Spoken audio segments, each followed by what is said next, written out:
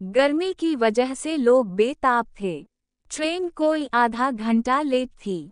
मुझे जब कुली ने बेंच पर बिठाया और जब वो मेरा सामान मेरे पास रख कर जाने लगा, तो मैंने परेशानी से उसे देखा। इसने फौरा कहा, परेशान ना हूँ, ट्रेन आने पर वो आ जाएगा। हबस की शिद्दत से लोग बलबला रहे थे। कराची कैंट स्टेशन अपनी बोसीदा और पुरानी इमारत के साथ लोगों की अजियत को ख़त्म करने में नाकाम महसूस हो रहा था।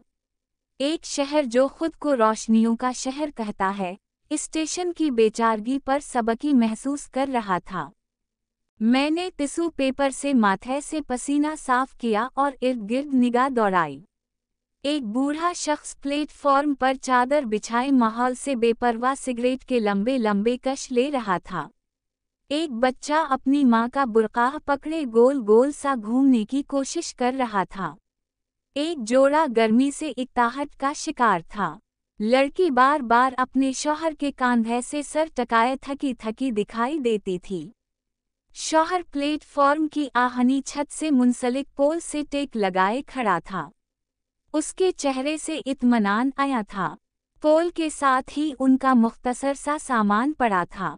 मैंने पैकेट से सिगरेट निकाला और सुलगा कर कश लेते हुए माहौल का असर-ए-न जायजा लेने लगा। रश बढ़ता जा रहा था। रेलवे की अनाउंसमेंट हुई जो किसी बेसिम्त कबूतर के हरास परों की फड़फड़ाहट की तरह मुंतशिर हो गई। एक 25-26 साल की खुशबदन लड़की मेरे बेंच के दूसरे कोने पर आकर बैठ गई। आते जाते लोगों की निगाह इस पर ऐसे फिसलने लगी जैसे शदीद गर्मी के बाद खुश्क शीशे से ताज़ा बारिश की पहली पहली बूंदें पिघलती हैं और इसे तर करती चली जाती हैं। वो लड़की पसीने से शराबवर होती जाती थी। मेरी निगाहें नाचाहते हुए भी इस पर मुर्तकिज हो गईं। कुली आंखें, खूबसूरत हाथ और उदास सा मगर बेतासुर और साकत चेहरा। 10 मिनट बाद कुली भी आ गया और चंद लम्हों बाद कवी हैकल इंजन ट्रेन के साथ प्लेटफॉर्म में दाखिल हुआ। एक शोर सा बरपा हो गया। प्लेटफॉर्म पर एकदम यूं हलचल मच गई जैसे अचानक रात गए ईद का चांद निकलने का ऐलान हो गया हो।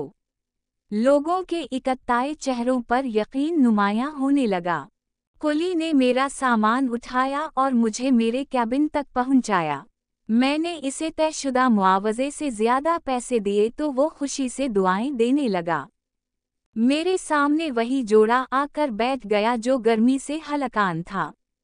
मेरी सीट के साथ खिड़की के सामने वो लड़की अभी तक बेंच पर बेतासुर बैठी हुई थी और आते जाते लोग अब भी उस पर नज़र गरम किए हुए थे।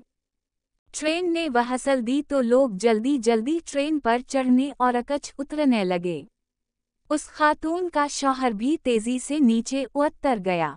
यकीना, वो अपनी बीवी को छोड़ने आया था। ट्रेन ने एक झटके से खिसकना शुरू किया। प्लेटफॉर्म पीछे की तरफ जाता हुआ महसूस हो रहा था। मैंने देखा उस शख्स के पीछे पीछे उदास चेहरे वाली लड़की तेजी से चल दी, जैसे जल्दी से इसके हमकदम हो जाना चाहती हो। उस शख्स ने रफ्तार कम करते हुए मुस्कुरा कर उसे देखा और फिर वो दोनों साथ साथ चलते हुए ओझल होते चले गए। मेरी निगाहें ना जाने क्यों सामने बैठी लड़की के चेहरे पे जा ठहरें। 2 रेशमी पलकें खुद बखुद झुक सी गईं और एक अनजान सी पसीने की बूंद इसके ऊपरी होंठ से फिसल इसके दोपट्टे में जज्ब हो गई।